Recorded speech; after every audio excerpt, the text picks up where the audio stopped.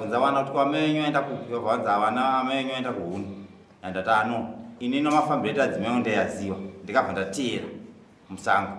ndabata mukakoko naposta we avhandi 6 nodemo ndandaya kuno ndasedza vanhu village vabvaenda kuona background ndandaya kupolisi ndandareport abvisa fine pochi 3